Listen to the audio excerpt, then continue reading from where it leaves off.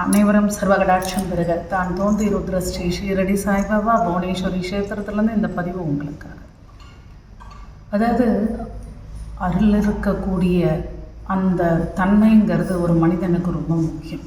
காரணம் எதனாலன்னா, அது குலதெய்வமாக இருந்தாலும் இஷ்ட தெய்வமாக இருந்தாலும் நம்ம நாடுற ஒரு ரகமாக இருந்தாலும் இல்லை தெய்வம் நம்மளை நாடுற ஒரு விஷயமாக இருந்தாலும் பூர்வ புண்ணியத்தை பொறுத்தே நம்ம வாழ்க்கை.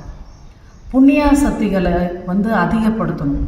அப்போது புண்ணியா சக்திகளை அதிகப்படுத்தணும்னா அதுக்கு பலவிதமான தான தர்மங்கள் பண்ணணும்.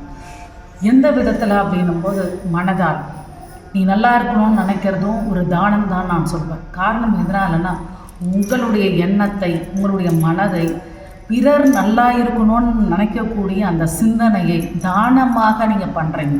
அது இருக்கிறதுலே சிறந்த தானம்னு சொல்வேன். அதுக்கடுத்து அப்படின்னும் போது ஒரு உணவில்லாதவங்களுக்கு நம்ம உணவளிக்கிறது மிக பெரும் தானம். காரணம் எதனால், தானத்தில் சிறந்தது அன்னதானம். அந்த தானத்தை நம்ம பண்ணுறோம். அதுக்கடுத்து பார்த்தீங்க அப்படின்னா வழிகாட்டுதல். என்ன வழிகாட்டுதல் அப்படின்னும் போது, நம்ம ஒரு ஆலயத்துக்கு போகிறோம். அந்த ஆலயத்தில் இருக்கக்கூடிய தெய்வத்தின் அனுகிரகத்தினால நம்ம அடையக்கூடிய பலனை அவங்கக்கிட்டேயும் சொல்லி அவங்களை வழிகாட்டி இந்த ஆலயத்துக்கு போங்க, இந்த வழிபாடை பண்ணுங்க, நீங்கள் நல்லா இருப்பீங்க அப்படின்னு நம்ம சொல்கிறோம் பார்த்தீங்களா. இதுவே ஒரு வழிகாட்டுதல் அப்படிங்கிற ஒரு தன்மை.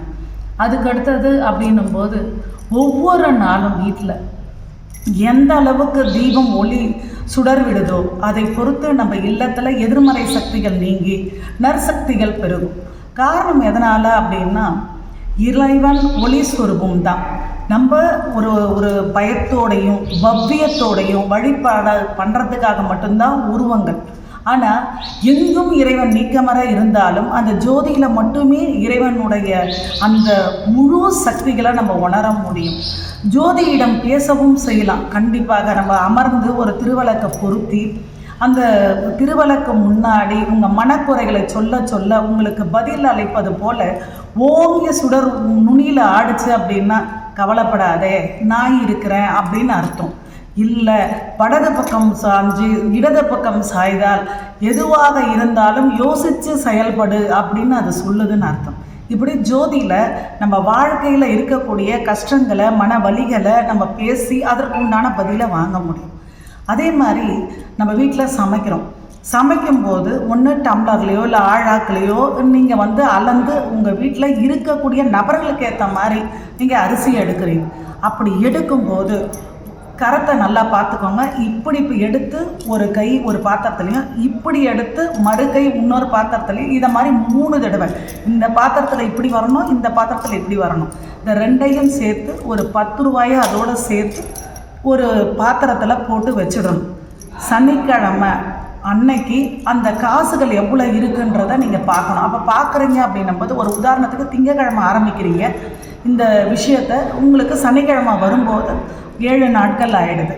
அந்த 7 நாட்கள் நம்போது 70 ரூபா அந்த பணம் சேர்ந்துருக்கும், அரிசி உங்களுக்கு சேர்ந்துருக்கும்.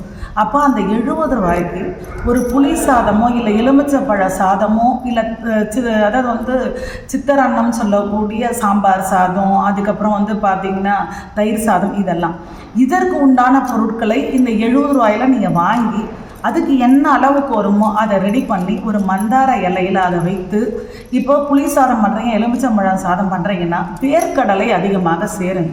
கருப்பு எல்லாம் வறுத்து அதில் போட்டு அதை கலந்து நீங்கள் அதை நல்லெண்ணில் தாளித்து அந்த பொட்டலத்தை 2 பொட்டலமோ இல்லை 3 பொட்டலமோ தண்ணியோட சேர்த்து தானம் கொடுக்கணும்.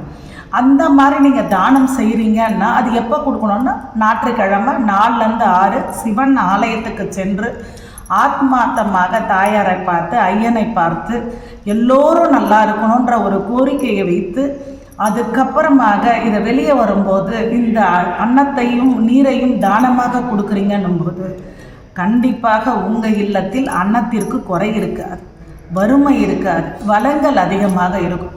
காரணம் எதனால் அப்படின்னா, ஒவ்வொரு நாளும் நீங்கள் உங்களால் முடிஞ்சது ஒரு 2 பேருக்காவது தானம் பண்ணுறீங்கன்னு அர்த்தம். அந்த அரிசியை இந்த கையில் எடுத்து இடதுபுறமும் இந்த இதுவில் எடுத்து வலதுபுறமும் போட்டு நீங்கள் பண்ணக்கூடியது வளங்களையும் நலங்களையும் தரும்.